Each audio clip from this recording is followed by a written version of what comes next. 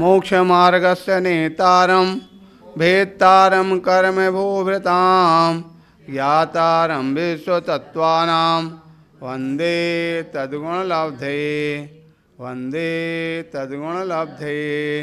बोले अनंतानंत परम सिद्ध भगवान की, ऋषभादि 24 तीर्थंकर भगवान की, 1008 श्री आदिनाथ भगवान की, आचार्य भगवान उमा स्वामी महाराज की, पर्यूषण पर्वराज की, आचार्य गुरुदेव विराग साज महाराज की, अहिंसामयी विश्व धर्म की।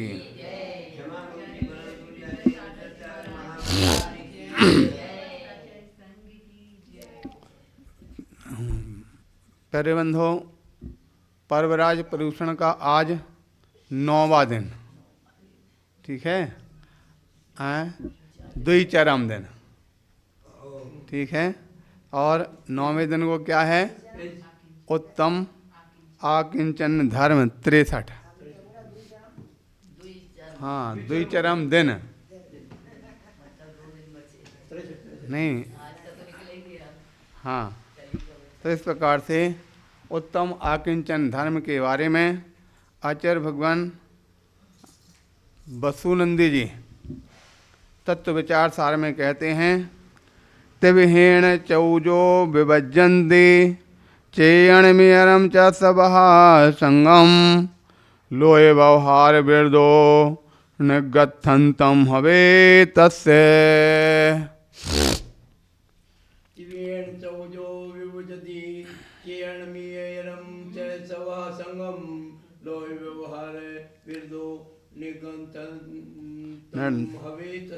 इस प्रकार से लोक व्यवहार से विरहित परिग्रह चेतना चेतन मिश्र प्रधान तजय सर्वथा तीन योग से बेमुनि है आकिंचनवान। यानी आकिंचनवान कौन हो सकते? तो यहाँ पर कहा गया है कि जो लोक व्यवहार से विरक्त हैं, ऐसे मुनि चेतन अचेतन एवं मिश्र परिग्रह को मन वचन काय से सर्वथा छोड़ देते हैं। उन मुनि के नरगंथपना अर्थात आकिंचन धर्म होता है। अब यहाँ पर प्रश्न उत्पन्न हुआ कि चेतन अचेतन और मिश्र, ये 3 प्रकार का परिग्रह कौन सा हो सकता है? तो चेतन परिग्रह का मतलब अब सभी जानते हैं, जो जीव से सहित हो, ऐसा अपना परिवार एवं घर में जो पालन किए गए जानवर, ठीक है, पालन किए गए पशु इत्यादि, हाथी घोड़ा ऊंट गाय भैंस कुत्ता बिल्ली, ये सभी कौन हैं? चेतन परिग्रह, ठीक है। अचेतन परिग्रह में सोना चांदी धन संपत्ति दौलत सब जो भी है, ये कौन से हैं? अचेतन परिग्रह हो गए, ठीक है। तीसरे नंबर पे वह जो दोनों से संयुक्त हो, जैसे आपके बेटा है बहू हैं, वह सोने चांदी से पहन करके रहते हैं, तो कैसे हो गए?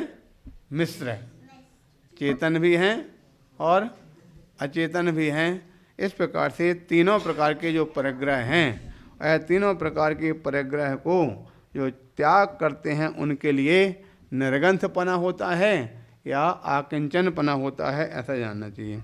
उसी का और कथन करते हुए कहते हैं, जो लोक व्यवहार से विरक्त मुनि चेतन चेतन में से परिग्रह को मन वचन काय से सर्वथा छोड़ देता है, उस मुनि के निर्गंथता अर्थात आकिंचन धर्म होता है। आचार्य भगवान कहते हैं, मुनि दान सम्मान पूजा प्रतिष्ठा विवाह और लौकिक कार्यों से विरक्त ही होते हैं। हाँ, एक ही बात है, निर्ग्रंथता और आकिंचन, न किंचन इति आकिंचन, और निर्ग्रंथ यानी न ग्रंथ है इति निर्ग्रंथा।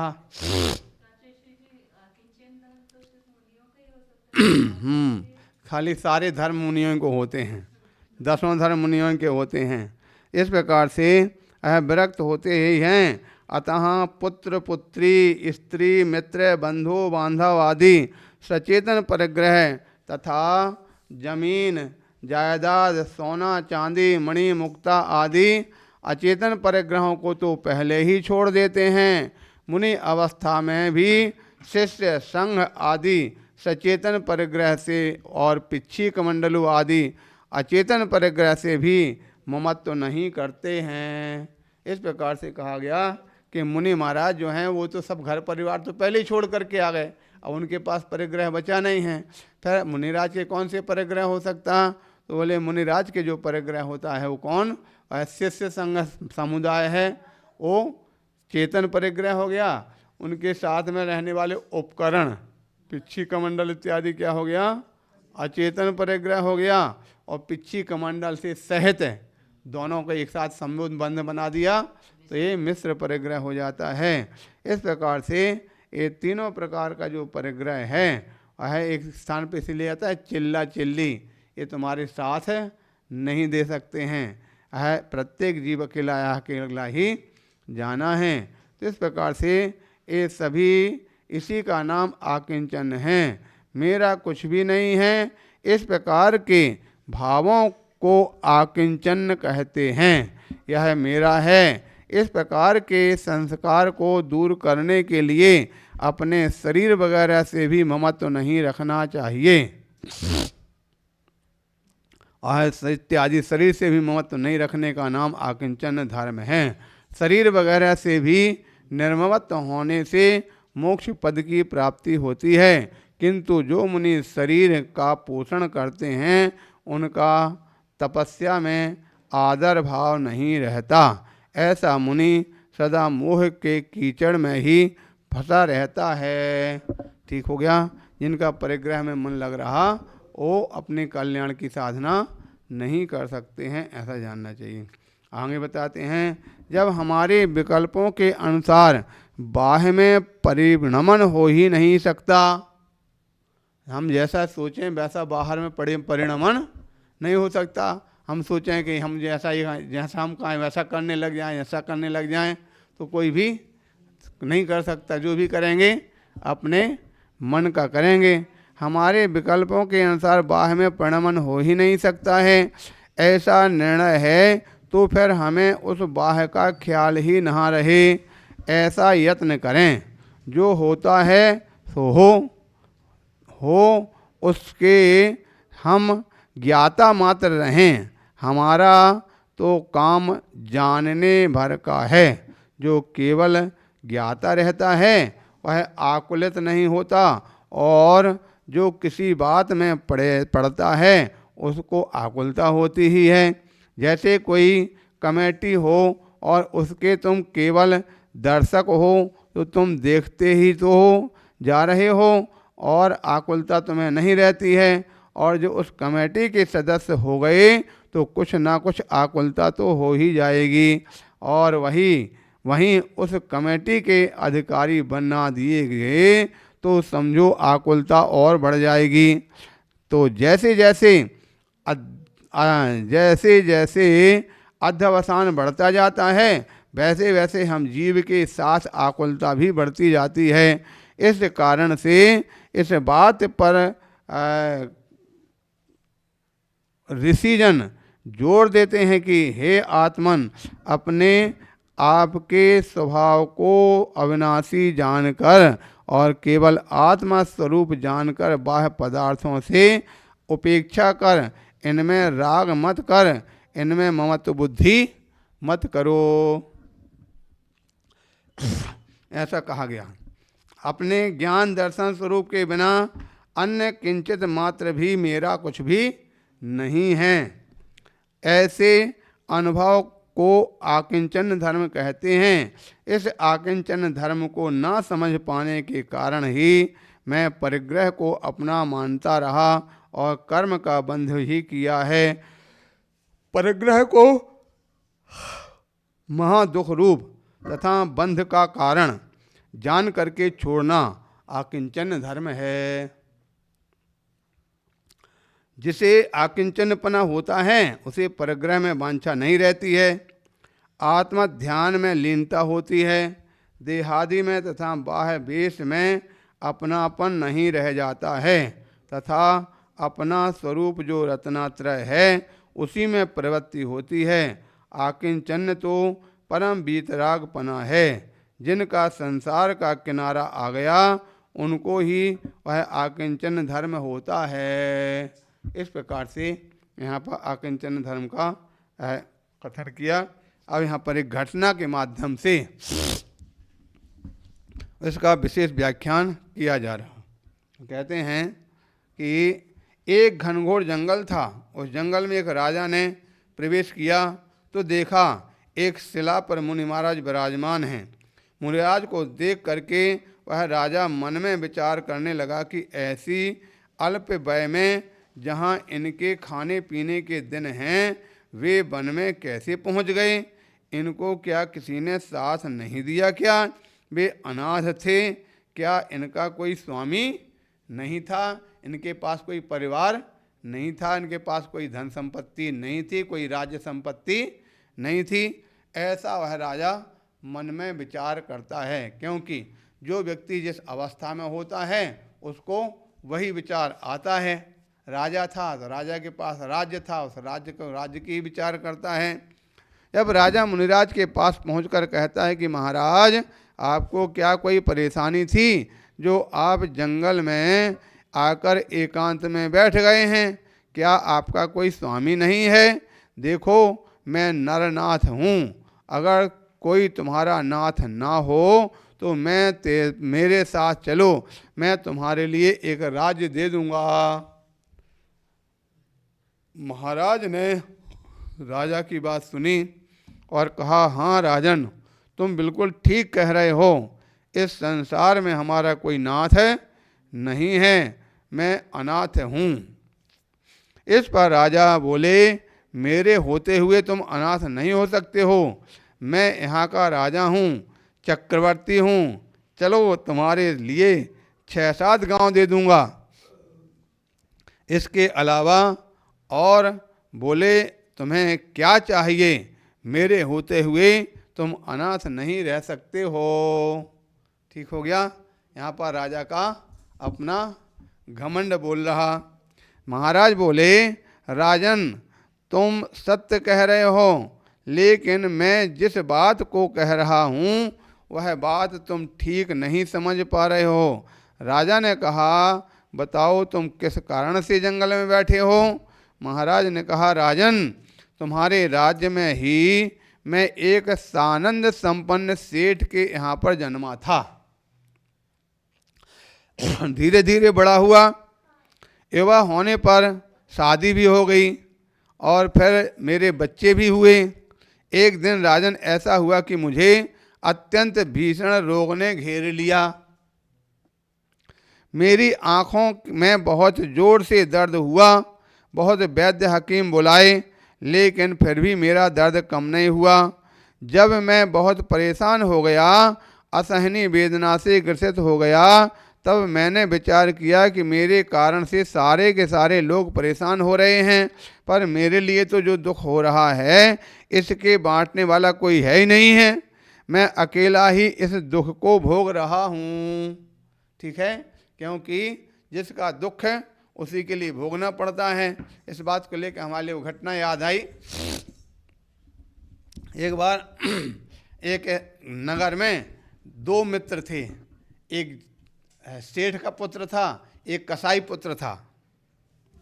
सेठ पुत्र और कसाई पुत्र दोनों की आपस में मित्रता थी। दोनों ही साथ में उठते बैठते थे और पढ़ते लिखते थे। अब कहाँ पर बैठेंगे, किसके घर पर बैठेंगे? क्या कसाई के घर में इतनी जगह होगी?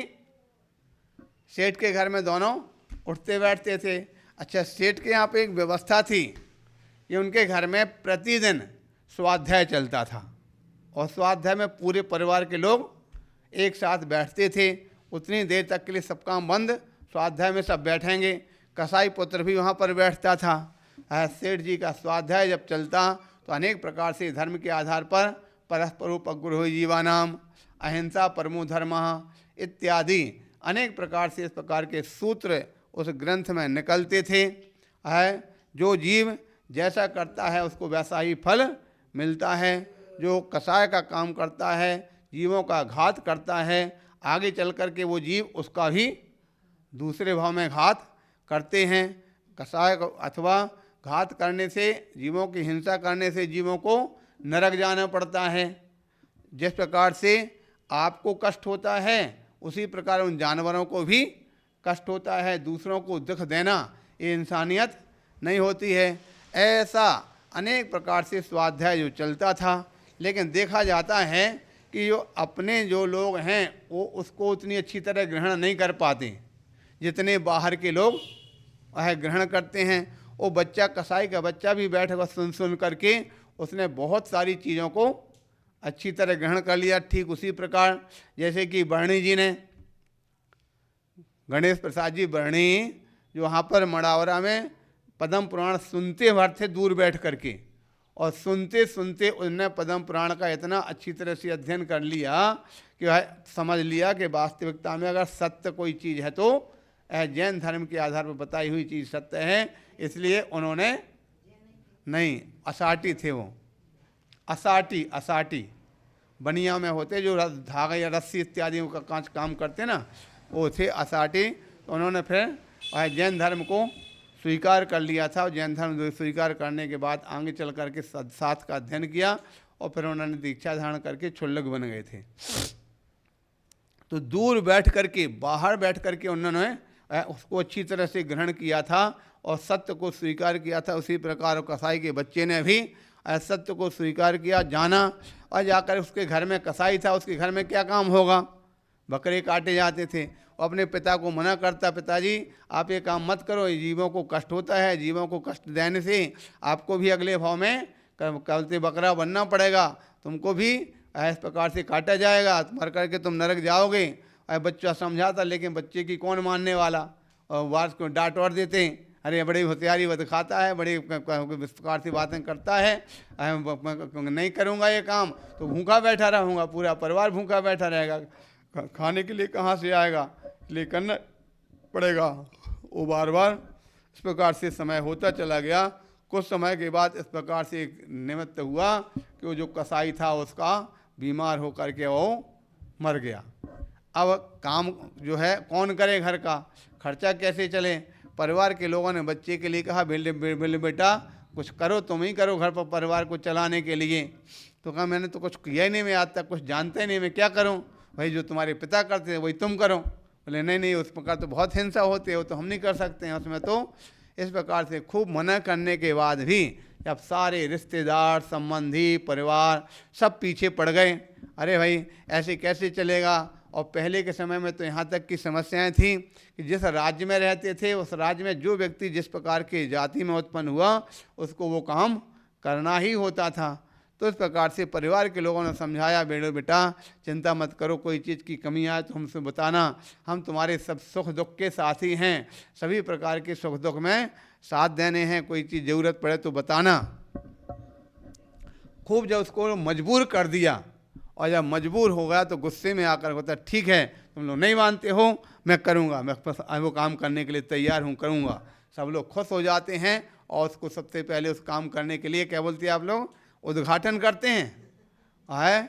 उस काम के लिए एक स्थान पर उसको बांधा, उसके जो यथायोग पूजन वूजन क्या करते हैं वो किया, उसके दाएं हाथ में धागा बांधा, सामने बकरा बांध दिया, सारे रिश्तेदार इकट्ठे खड़े हुए हैं, और उसके हाथ में जैसी कटार दी उसको मारने के लिए, बकरा को काटने के लिए, और उसने वो कटार उस पर न चला के अपने पैर में मार दी। जब पैर में मारी तो पैर उसका कट गया, पैर में खूब जोर से खून की धारा बह निकली। इस प्रकार से हुआ तो सारे लोग अब उसके लिए, अरे भाई देखो क्या हो गया, कैसे क्या हो गया, कैसे क्या हो गया, चलो अस्पताल ले चलो, डॉक्टर के पास ले चलो, चलो बहुत। और वो लगा चीखने के लिए, मेरे लिए बहुत दर्द हो रहा, बहुत कष्ट हो रहा, आप सब लोग कहते थे हम तुम्हारे सुख दुख के साथी हैं, अब हमारा जो दुख है इस दुख को तो बांट लो, बांटो, कोई है कोई भी मेरा जो रिश्तेदार जो मेरे दुख को बांट सके। अस्पताल में तो डॉक्टर दवाई दे देगा, लेकिन दुख कौन बांटा, दुख तो हमको ही भोगना पड़ेगा। तो इस प्रकार से जो यहाँ पर कहने का तात्पर्य में बता दिया कि जो जिसके लिए दुख होता है वो उसको ही भोगना पड़ता है, कोई भी बांट सकता नहीं है। इसको भोगने के लिए पत्नी मेरे दुख में सहयोगी नहीं बन पा रही है। कौन? वो मुनि महाराज बोल रहे हैं, बीमारी होने से दुख को हमने भोगा। शायद इसी प्रकार की घटना अपने यहाँ पर भी बताते थे। कहाँ पे? पावागरी ऊन में। पावागढ़ ऊन में वहाँ पर लोग घटना बताते थे कि वहाँ पर कोई जो राजा था उस राजा के लिए बहुत भयंकर बीमारी हुई, पीड़ा उत्पन्न होती थी। अपने राज्य में उसको बहुत पीड़ा हुई, सहन नहीं हो सका, तो वहाँ से राज्य छोड़ करके वो जंगल की ओर भागा और जंगल के ओर पहुँच करके जहाँ पर पावागढ़ उन तीर्थ क्षेत्र बना वहाँ पर जाकर पेड़ के नीचे बैठा, तो वहाँ कुछ उसको सुकून मिला। क्यों नहीं मिलेगा, आप सभी जानते, क्योंकि सिद्ध भूमि है, और सिद्ध भूमि में जहाँ पर अनंत अनंत सिद्ध वहाँ पर बैठ करके अपनी साधना करके गए, तो उनकी वर्गणाएँ वहाँ पर रखी हैं, उसको वहाँ पर सुकून मिला। एक आध दो दिन रहा, रहने के पश्चात उसने वहाँ पर जैसी जानकारी प्राप्त हुई कि यहाँ तीर्थ क्षेत्र है, तो तीर्थ क्षेत्र पर वहाँ पर उसने मंदिर बनवाने का संकल्प किया कि यहाँ पर ये भूमि बहुत अच्छी पवित्र है, यहाँ पर हमको शांति मिल रही है, यहाँ पर 100 मंदिरों का निर्माण कराओ। और यहाँ पर जो कर्मचारी थे उन्होंने सभी संप्रदाय की, क्या जैन सभी संप्रदाय के मंदिरों का निर्माण कराना प्रारंभ कर दिया, और मंदिरों का निर्माण होता चला गया। अभी मंदिर निर्माण कराना ऐसा होता नहीं कि यहाँ पर बोले वहाँ पर मंदिर तैयार हो जावें, एक एक करके मंदिर बनते चले गए, मंदिर बनते बनते बनते 99 मंदिर बन पावे, और इतने में राजा का भी स्वर्गवास हो गया। इसलिए 100 में से कम रह गया, कितने हो बचे 99, एक कम हुआ, इसलिए उस क्षेत्र का नाम क्या हुआ, ऊन। पूरा नहीं, जैसे 19 बोलते ना, 19 क्यों बोलते, 19 19 19 क्यों बोले, एक ऊन है 20 में से तो 19 हो गया। इसी प्रकार 100 में से एक कम रहे, इसलिए ऊन कह दिया, ठीक हो गया। तो इस प्रकार से और राजा को जब पीड़ा उत्पन्न हुई, हम कई बार बोलते हैं जब कोई व्यक्ति अपने स्थान से जब पीड़ित होकर के भागता है तो उसको 2 स्थान ही मिलते हैं, या तो मंदिर की ओर भागेगा या जंगल की ओर भागेगा। तो यहाँ से इस राजा के लिए जब कोई दुख में सहयोगी नहीं बना, दुख स्वयं भोगना पड़ता है। ऐसा कहा, इसको भोगने के लिए पत्नी दुख में सहयोगी नहीं बन सकी है। परिवार के सभी लोगों ने बहुत कोशिश की, लेकिन मेरा दुख किंचित मात्र भी वो बांट नहीं पाए। मैं ऐसी ही असहनीय वेदना में पड़ा हुआ था। रात्रि में मैंने विचार किया कि अगर सुबह मेरी आंखें ठीक हो गईं तो मैं संसार को त्याग करके वन में प्रस्थान कर जाऊंगा और ऐसे राज्य को प्राप्त करूंगा जो शाश्वत होगा। वहाँ पर ना रोग होगा, वहाँ पर ना किसी प्रकार की कोई दुख ना हो। शाश्वत राज्य को प्राप्त करने की हम कोशिश करेंगे। ऐसा सोचते सोचते नींद लग गई और सुबह जब मेरी नींद खुली तो देखा कि मेरी आँखों में अब कोई भी दर्द नहीं था, पूर्व की भांति समस्त सामान्य लग रहा था। तब मैंने परिवार के सदस्यों को अपना निर्णय सुनाते हुए कहा कि अब मैं वन को जा रहा हूँ। शायद हमको लगता संयम की बहुत बड़ी महिमा है। आचार्य भगवान भरत सागर जी महाराज के संबंध में ऐसा बताते हैं कि उनके लिए बहुत सारी बीमारियां थीं पहले क्षुल्लक अवस्था में। तो अब महाराज कहते थे भाई मुनि बन जाओ, वो कहते हमको इतनी सारी पहली बीमारियां घेरें, हम मुनि बने तो कैसे बने। अंत में महाराज ने कहा कोई बात नहीं, चिंता मत करो बेटा, दीक्षा ले लो, सब ठीक हो जाएगा। और वास्तव में उन्होंने दीक्षा ली और दीक्षा होने के पश्चात उनकी बीमारियां सब दूर हो गई थीं। लगभग काफ़ी अच्छी स्थिति में, स्वस्थ अवस्था में, मुनि अवस्था में रहे, उपाध्याय अवस्था में भी बहुत अच्छे रहे। बाद में फिर उनकी गुरु जी की समाधि के बाद जब आचार्य बने तो आचार्य के बाद फिर उनकी समस्याएं हमको लगता है उनको फिर से घेर गई और उनको पूरे जीवन में अनेक प्रकार के उपसर्ग सहन किए। और भी ऐसे अनेक लोग हैं। अपने विबुद्ध सागर जी, शायद आप लोगों ने देखा होगा, जब जयपुर में आए थे, क्या मंदिर तक, यहाँ से लेकर मंदिर तक जाने में 3 बार बैठते थे। इतने यानी कमज़ोर हो गए थे, बिल्कुल दुबले पतले, तो खैर सामान्य थे ही, लेकिन अंदर से कमजोरी कि मंदिर तक जाने में 3 बार बैठना पड़ता था। लेकिन यहाँ दीक्षा निश्चित हो गई, दीक्षा के बाद तो डॉक्टर वगैरह को कोई थोड़ी सी दवाई चलती रहेगी। और आज मालूम चला आज कितने साल हो गए दीक्षा लिए, 20 साल से ज़्यादा हो गए। 2005 में हुई थी, अब 25 20 21 साल हो गए दीक्षा लिए हो गए। और आराम से नीरस तो भोजन लेते हैं रोज़ाना, और फिर भी आराम से इतने अच्छे से साधना कर रहे हैं। जगह जगह जा करके साधना करते हैं। इसी प्रकार से हमारे महाराज विलक्ष सागर जी कहते घर में 30 साल तक कौन से एलर्जी से परेशान, पूरा सिर से लेकर के पैर तक, यानी कहते इतना मोटा मोटा रहता था। लेकिन इन्होंने संकल्प किया हमको संयम धारण करना है, दीक्षा लेना है। दीक्षा लेने के लिए शिखर जी में ही जा कर के वहाँ पर पहुँच करके उन्होंने अपनी भावना पहुँची थी हम स्थायी यहीं पर रहेंगे। और वहाँ से उनको शिखर जी का प्रताप कहें या कुछ भी कहें कि वहीं शिखर जी में ही उनकी और एलर्जी वाली जो समस्या थी वो लगभग समाप्त हो गई थी। और आज आकर के देखो इतने अच्छे से बैठे हैं। और अभी पहले उस समय पर 92 किलो वजन वाले थे, आज 62 बचा, उससे भी कम हो गया, 57 किलो बचे। ठीक है। और अभी पहले एक आसन करने में भी दिक्कत होती थी, एक आसन कैसे करेंगे, दूसरी टाइम बगैर पानी के नहीं रह पाएंगे। और अब इस प्रकार के बोले एक आहार एक उपवास, एक आहार एक उपवास करते हैं। और अब तो कल के लिए 2 उपवास ले लिया, आज उपवास था, कल 14 का भी उपवास ले लिया। तो इस प्रकार से अपने पुण्य का प्रताप, संयम का प्रताप होता है। तो संयम के प्रताप से बहुत सारी चीज़ें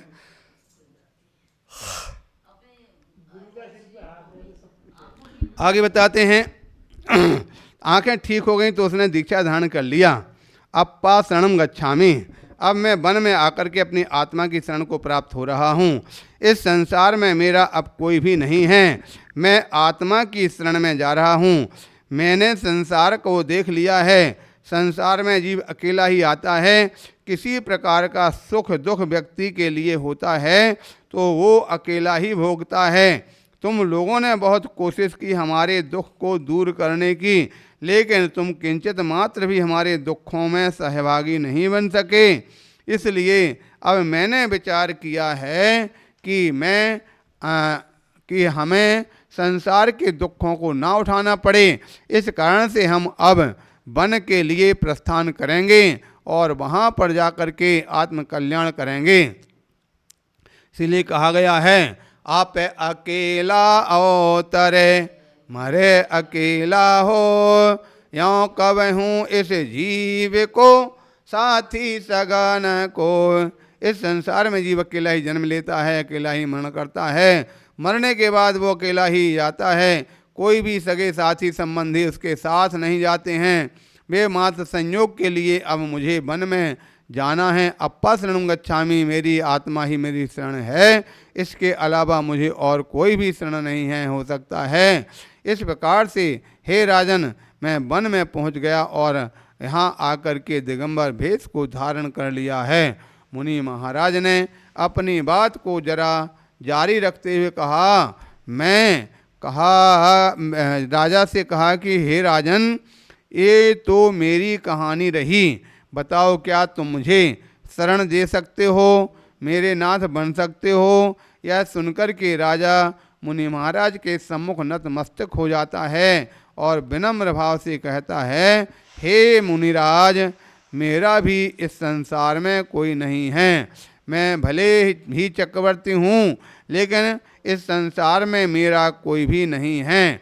मम एवं इति अभिसंधि निवृत्ति अकिंचनम, अर्थात जिसकी आत्मा में इस प्रकार के परिणाम आ जाते हैं कि मेरा कुछ भी नहीं है इस संसार में, तो ये समझ लेना कि वह आत्मा में आकिंचन धर्म प्रकट हो जाता है। और ऐसा आकिंचन धर्म उस राजा में प्रविष्ट हो गया। उसने जाकर के मुनि धर्म को अंगीकार कर लिया। राजा ने कहा, महाराज, मेरा भी इस संसार में कोई नाथ नहीं है। मैं भी अनाथ हूँ। मैंने मान रखा है कि मेरी प्रजा मेरे लिए सुख देगी, मेरी रानियाँ मेरे लिए सुख देंगी, मेरे पुत्र मेरे लिए सुख देंगे, लेकिन फिर भी इतना सब कुछ होते हुए भी हम अनाथ हैं। हमारे दुख को कोई बांटने वाला नहीं है, हमारे साथ में कोई नहीं जाने वाला है। एगो मैं ससदो अप्पा, अर्थात मात्र मेरी अकेली आत्मा ही एक शाश्वत है। दंसन राण मय्यो, मैं मात्र दर्शन और ज्ञान वाला ही हूँ। जो मुनि होते हैं, जो दिगंबर होते हैं वे वन में जाकर के ऐसे ही आकिंचन धर्म को प्राप्त हो जाते हैं। ऐसे ही विचार किया करते हैं कि संसार में परमाणु मात्र भी मेरा नहीं है। इस प्रकार से यहाँ पर ये कथन किया गया, परमाणु मात्र भी मेरा नहीं है, कुछ भी मेरा नहीं है। उस राजा के लिए इस प्रकार से मन में परिणमन परिवर्तन आ गया, इस प्रकार से जानना चाहिए। शेष विषय को बाद में पढ़ेंगे।